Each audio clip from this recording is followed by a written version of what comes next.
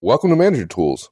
Today's topic, how to do succession planning. Chapter 4, the delivery meeting. Here we go. Well, we've talked about succession planning in the past, and people think it's not complex, but there are steps to good succession planning. And one of the things you need to do is brief your team, actually communicate to folks what you're doing and why you're doing it and how it works. Yeah, pretty simple.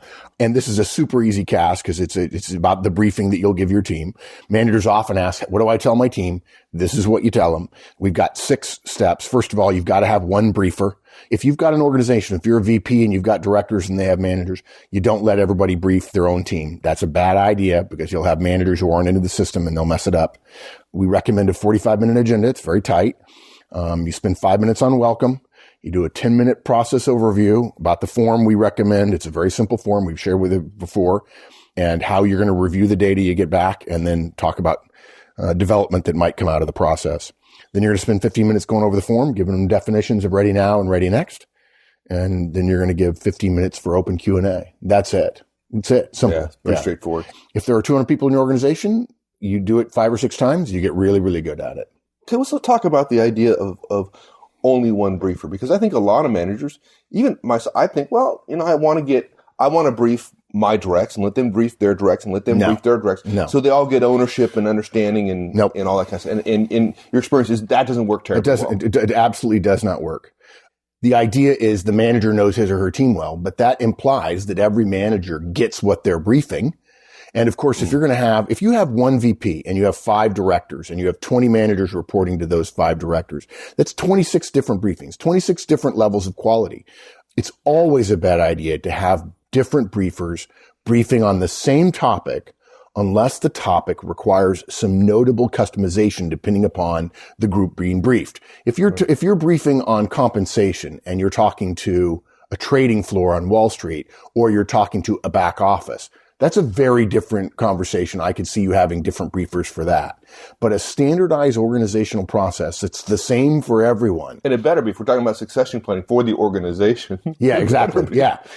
And the problem here is that some managers are terrible briefers, okay? The idea of having 26 different briefings, and the fact is, the worst briefers are going to be the ones who don't like the idea of succession planning for whatever stupid reason they might have.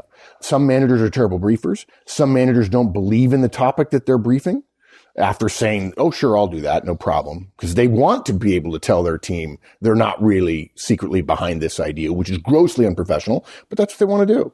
And if they're not behind it, what that makes them is a terrible briefer. If you allow a manager to brief her team and she's not ready to do it well as you would anyway, if you're the VP, say, you're going to get her folks feeling judged or misevaluated, and you'll get crap data from her.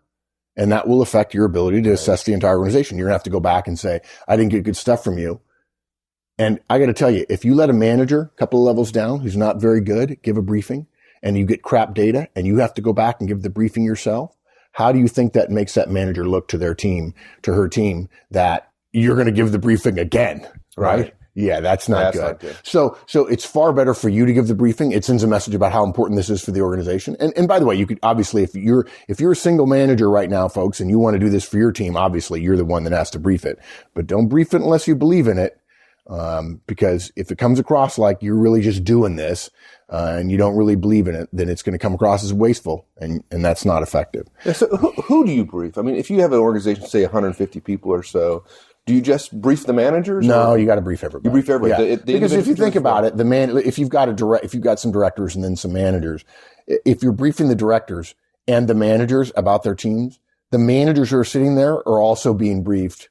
They're also thinking about it as a direct of the director. It's better for people to know what's being done. It's better. Now, look, if you have 10,000 people. It's like secret thing. Yeah, secret list. Yeah. In fact, there are so many things that are secret relative to layoffs and promotions and so on. Being candid, being open, being transparent about a part of that, which is succession planning and how that affects talent management and so on, is way better. Let's not keep this in secret. Yeah. And by the way, if you're the VP, you do the briefing, or whoever does the briefing, you brief, you get ready, you use the agenda, and you prepare, and you practice, and you rehearse. A client recently asked me to do something custom, and it took me a couple of months to get ready because I had to prepare and rehearse and be ready for it. Like, really, you rehearse?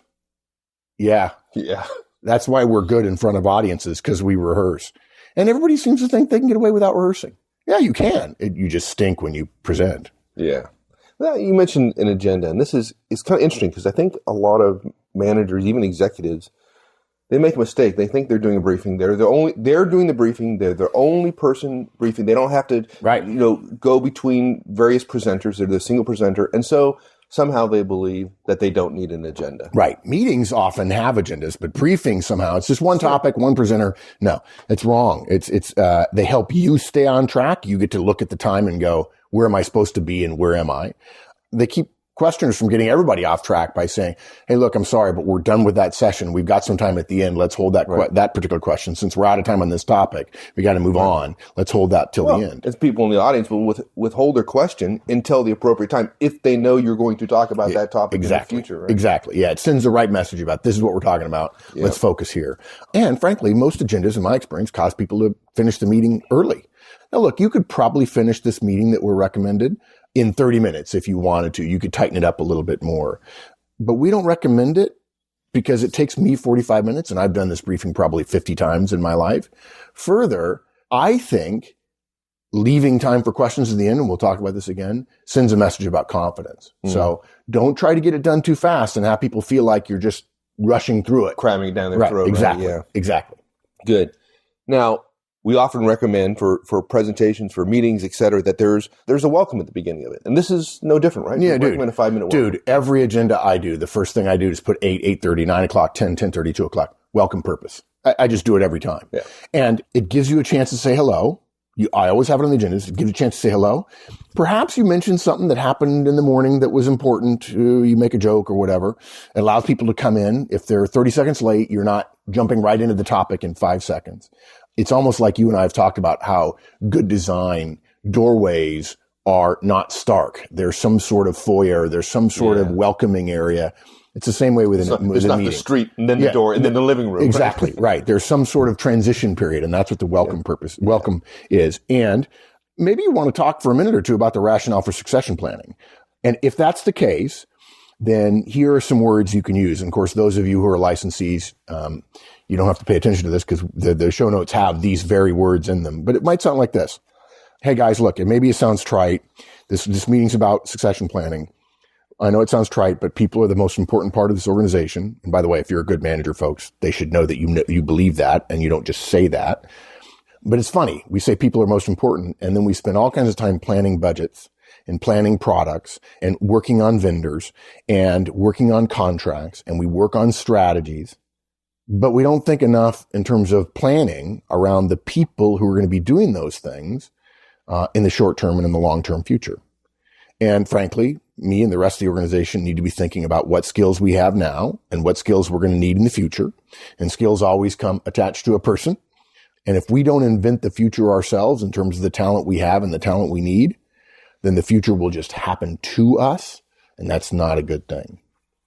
That's what you might say. And look, the real reason for a 5-minute welcome agenda item is that you're only going to take 1 to 2 minutes of it.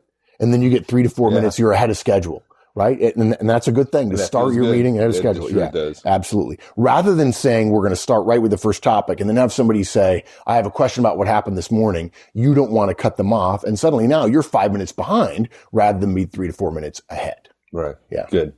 Okay, so we've done a 5-minute welcome. That's only going to take a couple of minutes probably. We're ahead of schedule. And now we're going to get to the next, the kind of the core of the meeting. And the first part of it is a 10-minute process overview, right? The form, the review, development. Yeah, here you just basically tell everyone what's going to happen in the form of a timeline, okay?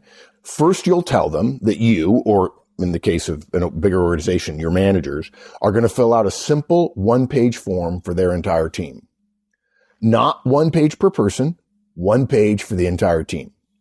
If some manager has 20 directs, of course, it may be that you can't fit it all on 1 page. Okay. Tell them you can fill out this form by hand if you like. if that makes it easier. People seem to think that we need to put it in a spreadsheet. We need to be able to search for certain words and so on. That's crap. You don't need that. You can do it all by hand. Great organizations in the history of mankind have been using pencil and paper. It works just fine. Now look, if it's part of a larger system, HR or talent management or organizational development is going to want you to put it into a 17-page form and everything else, fine. That won't improve the quality of the data that you get out of the process that you put people through, right?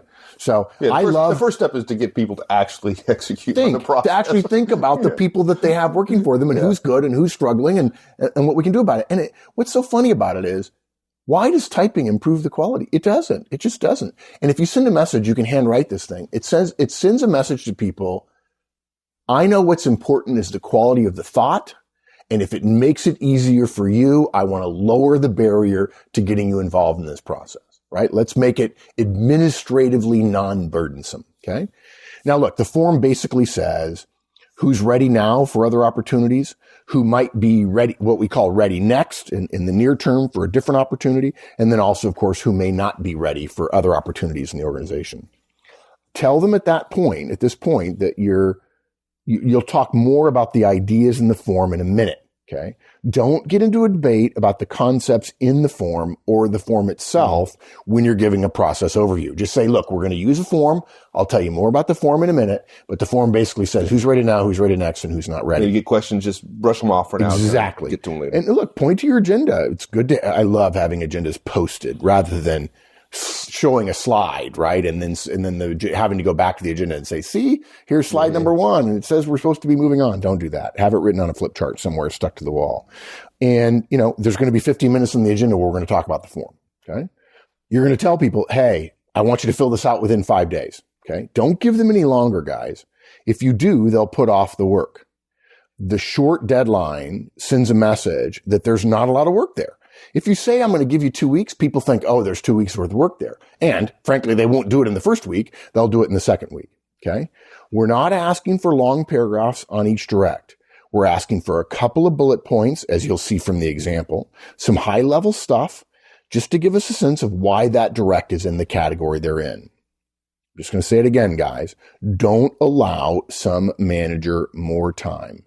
An extra week, for instance. They're either delaying or they're giving you way more information than you need, or they're overthinking it in a way that's probably not helpful. Because the form is not the only thing that's going to happen. The form is going to cause a conversation between manager and direct, or manager and director, or director and VP about where people are. And it's going to be a discussion. If you're a VP, it's going to be a discussion between you, your directors, and your managers about who we're going to promote and why we're going to promote them and what opportunities they're ready for. The form is not going to dictate what's actually going to happen. Right. It's a starting point for a longer conversation. And then the third part of the process, after everybody fills out the form and they get it back to you by the deadline, you're going to sit down with all the input. Now, look, if there are multiple managers involved, you're going to make sure you generally agree with it. If it's just you, obviously you've just filled out the form. Hopefully you agree. Hopefully you agree with yourself. You're basically going to look at the talent map of the entire group and see where you might be strong or weak for the near term and the long term. Now, look, in a future succession planning cast, we'll discuss ways to think about where your talent is now and where your talent is in the future. We can't really do that in this cast. But for a single manager, the question boils down to, is anyone ready? Who isn't ready? Who should be ready, perhaps? And what actions do I need to take to improve the utility of these folks for the organization? That's all. And the last step in this process we're talking about addresses that last question. What do I need to do to improve these folks, the folks who work for me, their abilities and their value to the firm? Okay. It may be training, could be coaching. It might be nothing. They might be ready now, but you ought to know that. And there ought to be a discussion with your boss about it if in fact your boss is involved. And we ought to be able to tell our boss what we think and what we feel and what we see about our people and about their futures. So not rocket science. And then that goes right into the form. Okay. You want to spend 15 minutes talking about the form, about the definitions and the example. And we've talked about this before in our cast where we talked about ready now and ready next. I think it was chapter 1 of succession planning. But basically, for those of you who didn't listen to that cast, ready now means that somebody is ready today to get promoted into a larger role or move into a different role that would develop or broaden them. They don't have to be ready for your role. That's a common mistake, the idea that everybody has to be promoted into their boss's job. There could be any number of roles they might be right for, and we recommend you list them. Again, we'll explain why and how later. Ready now doesn't mean that they're ready to be immediately highly effective once they get promoted. It means they're ready to handle the next job at a competent level. And the fact is, folks, most of us are terrible at remembering, if we've been in a job for a couple of years, how over our heads we were when we first took on that job. We want a promotee to be stressed. We expect them to be a little bit over their head. Now, if you've delegated effectively, then your directs will do well when they get promoted. But a lot of managers haven't. And what we don't want to do is say, he can't do the job as well as I'm doing it now, so therefore he's not ready for promotion, because none of us did our job as well as we're doing it now. When we first started, right, yeah, we were stinky, frankly, most of us. Ready now may mean that they're also ready for a different role. It may be at the same level as what they are now, but it's considered more important in some way. Maybe it wouldn't be seen as a promotion. But the questions in succession planning aren't necessarily just about vertical growth. They're about helping a person develop certain skills and develop certain knowledge about the organization. And it helps the organization fill positions with more than just a person who reports to the person in that position. It gives us a lot more flexibility. Certainly career paths today are not completely vertical and linear the way they used to be 30, 40, 50 years ago. Now, ready next, what you'll tell your folks is that is somebody who isn't ready right away for a new role, either because they don't have the skills for that role or they haven't sufficiently mastered the skills of the role they're in now, but they have both the capability at some point and a path could be crafted to get them there. And frankly, many managers forget that you have to craft a path for them. You have to help them close the gap between where they are and where they need to be. And too many managers aren't willing to do that work. And if you're wondering how you do that work, that would be the Manager Tools coaching model, folks. If someone's a good performer, it's entirely possible they're ready next the moment they step into a new role. That means that if yesterday I was a software developer and today I became a software development manager, I could be today ready next to be a software development director. I think that's a stretch, but it could be in your organization that somebody could spend 18 months or 2 years as a software manager and they could be potentially ready. I'm not saying that should always be the case. It might be that it takes a year for somebody in a role to say, he's starting to be ready next if we do the right things with him or her to get him or her ready for the next level. And then, of course, the last phase is not ready. That means there's no desire or there's no ability to go to the next level, or perhaps there's no clear understanding of the gap between where they are and where they need to be for one of our directs. And look, tell you the truth, some organizations don't use not ready. They simply say, you're not ready now, you're not ready next, so therefore you're left off the chart, so therefore you're not ready. I find that a little bit misleading, the idea that, you're not on there. And people start looking and, did I pass or did I not? Right. If you don't use not ready and people don't see themselves in the ready now, ready next list, they're going to think that's worse than you actually saying you're not ready, because when they're not ready, you're going to tell them why they're not ready. Look, somebody could be sick. A spouse could be sick. You're not going to promote a guy if his wife is going through chemotherapy. You're not. So he's not ready. He might have been ready now last week, and now his wife is sick or he's sick, and so therefore he immediately goes to not ready. That could happen. Look, if you work for me and I think now's not the time for you to be doing that, I'm going to put you in not ready, and I'm going to have my boss know this guy's awesome. And you don't promote a guy who's going through chemotherapy or his kid is going through chemotherapy or radiation therapy. Something like that. It happens. One more thing. If your firm uses some other system, obviously ready now, ready next may not be the way to go. But if if you don't know what your firm's doing, then this is a simple way to talk about it at a small level. Right. Okay. And it's easy to translate it at some point in the time, should you find out what it is. Yeah. Now look, sometimes not ready means someone has no interest. That's okay for a time, usually. Sometimes it means a lack of skills. Sometimes it's a combination of that. I often tell people who say, I'm good where I am, I say, well, you won't be in a couple of years because you're saying you don't want to grow. But the fact is that job you're in is growing. It is changing. And if you stay flat, the job will outpace you. I'm not going to tolerate you staying where you are for the next couple of years. I may not require you to be promoted. I may not say it's up or out, which is not unusual in some organizations. You're a software developer. You may not have to be a software development manager, right? But you better be a better software developer. Yeah. And if you say to me, I don't want to be coached, I don't want to be developed, I will say to you, candidly, I love you. And in 2 years, you won't work here because your job is going to change and I'm going to expect you to change with it. And the nature of all jobs, these people who have been in jobs for 10 years and say, I like my job the way it is. your job has never been exactly the way it is for 10 years. Right. If it is, then our company's getting hammered in some fashion because we're using old skills and old techniques in order to get stuff done. We ought to be modernizing. Just to be clear, is it possible that you could have a great performer, say a software developer, who's growing, who's getting better, learning new skills, learning new languages, learning new technology, doing all the things you expect, has no interest in being a manager, right? And maybe they're a great software developer and they would not be a good manager. That happens quite a bit, right? Wait. Are we talking about software developers not being good managers? Really? I know. How would that? It's just stretch yourself. Okay. I'm going to get out of my comfort zone here. Okay, go ahead. And so this person is not ready, right?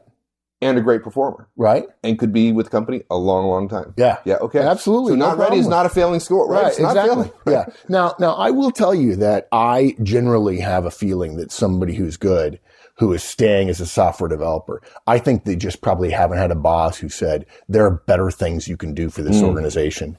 The manager's job is to figure out how to get every ounce of talent, every ounce of performance and productivity out of people. And a person who stays in the job for 15 years, I know there's some of you will send me hate mail for this. That's fine. Go ahead. I'll be nice in response. But I don't believe that somebody should be allowed to stay in the exact same job for 15 years because I think managers and directs and employees and individual contributors get calcified.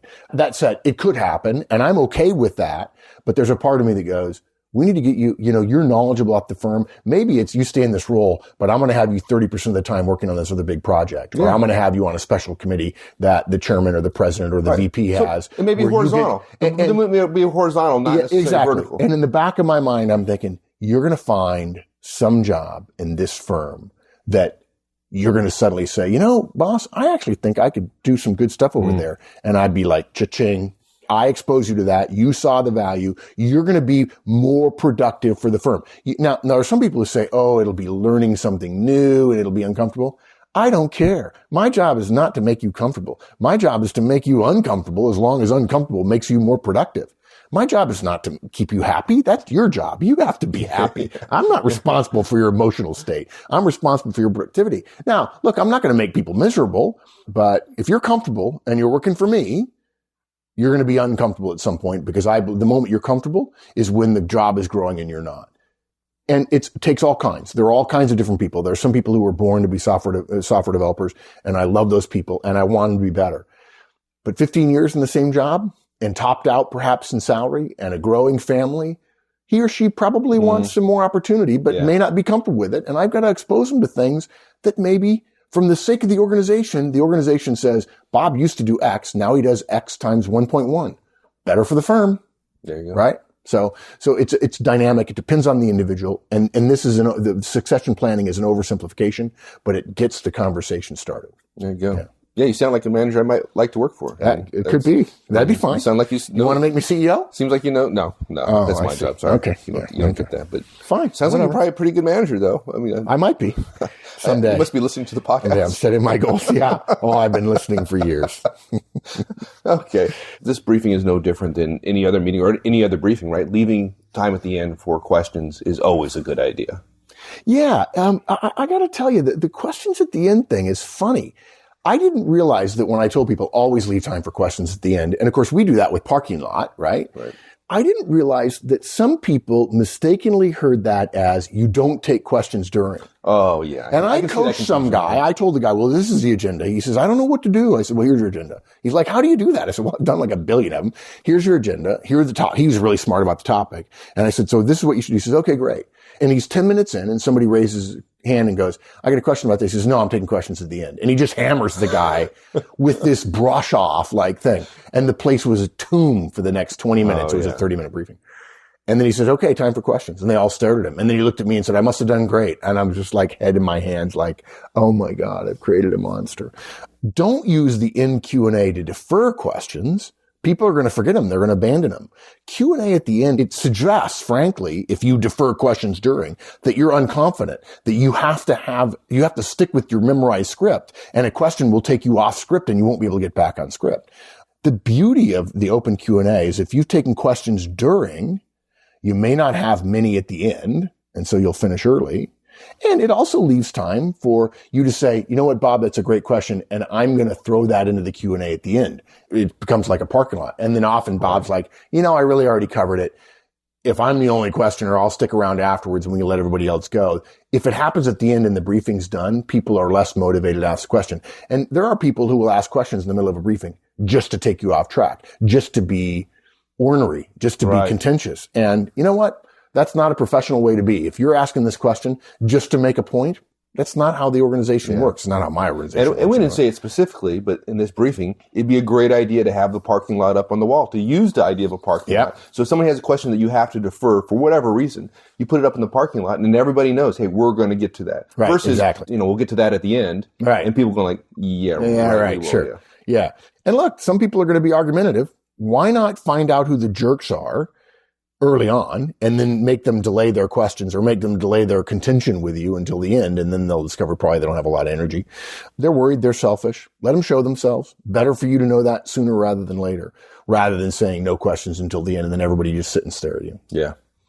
That's it. Pretty straightforward. One briefer, 45 minutes, the 5-minute welcome, 10-minute process overview, 15 minutes on the form, and 15 minutes open Q&A, and you'll probably finish early. It's simple. It's quick. You can repeat it for the rest of your career.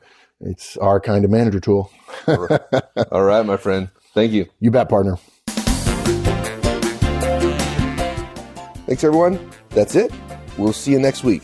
In the meantime, check out the discussion forums, www.manager-tools.com/forums. We'll see you there. So long.